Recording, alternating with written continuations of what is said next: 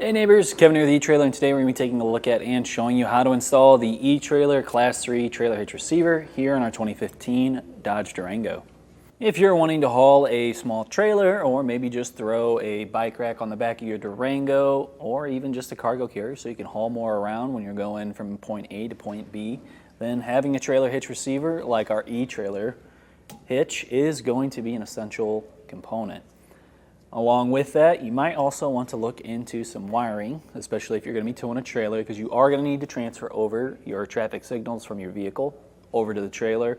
And especially if that trailer has any kind of trailer brakes, you are going to need to upgrade up to a 7-way, so that way you can properly send back those light signals as well as the brake controller signals so that you can activate those brakes on that trailer for a nice, safe ride.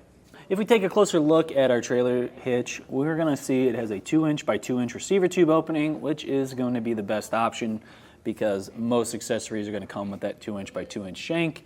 And if you have any 1 1/4-inch options, you can easily get an adapter sleeve that'll slip into here and give you that smaller receiver tube opening, so that way you can slide in your 1 1/4-inch accessory. Measurements are going to be pretty important to us here. We want to make sure that we have enough ground clearance so that whatever accessory we have in here, we're not going to have the shank of that getting scraped up if we go any steep inclines or declines. So from the ground up to the top of the inside edge of our receiver tube, that puts us at 22.5. Now we do have to subtract 8 inches from this because we are sitting on a lift, which gives us an added 8 inches. So that's going to be 14.5 inches for our ground clearance. Now we typically want to see about 12 inches. That way we know we have enough clearance so that nothing's going to scrape. So this one's going to be plenty good, no issues there. But we will also need a couple other accessories for our accessories to be mounted in here. We are going to need a 5/8 pin and clip, which is not included with your trailer hitch receiver. So you will need to purchase one separately if one doesn't come with that accessory that you have or ball mount that you're putting in. And you want to make sure you have that pin and clip fully in. If you just put that pin in, it eventually is going to rattle out and fall out, and so will your accessory. Along with that, if you are towing a trailer, you are going to want some safety chain loops on there as well. So looking at our loops on here, we've got plenty of room with our S-hook style, no problem there. Easily get in there from both sides and it can move back and forth without getting bound up. Now with a larger clevis style hook, you do have a little bit of a chance of it binding up if it gets in one of the corners, but for the most part, it does flow pretty freely within our safety chain loops and would be good to use. Now this trailer hitch receiver is going to come with a 6,000-pound gross towing weight capacity as well as a 600-pound tongue weight capacity.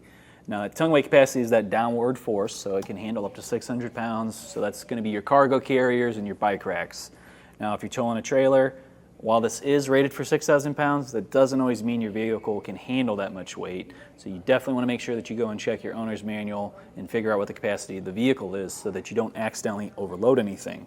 As far as the installation process goes, this is a super simple hitch to install. You're just reusing factory hardware, and it's only 2 bolts per side slapping up that hitch into the frame rail. So this is, like I said, this is something you can easily do yourself. The only thing you'll have to pick up is probably a torque wrench if you don't already have one. You can pick one up here from eTrailer, or typically your local auto parts store is going to have some kind of rental program where you can pick one up for free. That way you're not spending extra money on this. Now if this is something you don't have time for, or you just don't have the tools or don't want to go pick up a torque wrench, then you can use our dealer locator to find a shop to get it professionally installed within your zip code. If you are going to do this yourself, please stick around. I'll show you how I got it installed. Start for install, you don't technically have to drop your spare tire, but it's going to make this a whole lot easier if you do, because we're going to be reusing the factory hardware that's already in your frame. So if you look right here on the frame, there's going to be 2 bolt holes with bolts already in it, and the same thing over on this side. So it's going to be a super easy install. We're going to start off with a 21mm socket. We're going to take these out. Now if you do have a diesel model, there will be some additional steps you'll need to fill out, just because you're going to have to drop your def tank just a bit. You won't fully pull it out, but you'll have to just kind of loosen it up so you can wiggle it around a bit to get some stuff through. Now this isn't a diesel model, so I won't be able to show you that, but there are steps listed in the instructions. if that's something you have to do.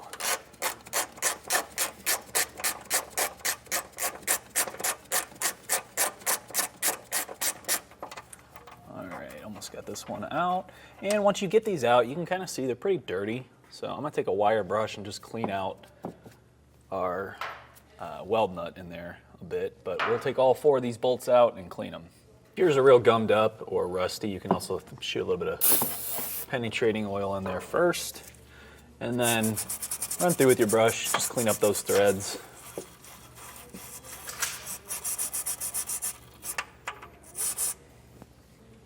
We will lift our trailer hitch into place, making sure to have it go between our little cover here for our spare tire.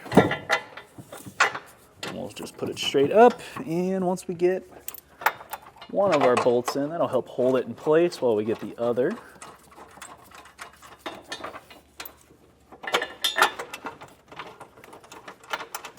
And once you get them hand threaded just a bit, you can come back and tighten them down fully, and then we're going to torque them as well.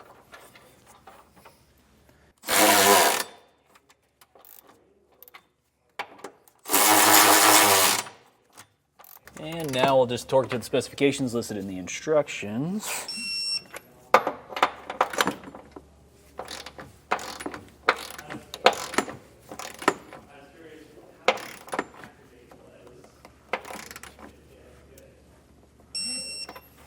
Well, I think that does it for today's look at and installation of the eTrailer Class 3 trailer hitch receiver here on our 2015 Dodge Durango. Please feel free to reach out to us via our Ask the Experts link, a comment on this video, or phone call to our customer service department. We'd be happy to help you out on your journey.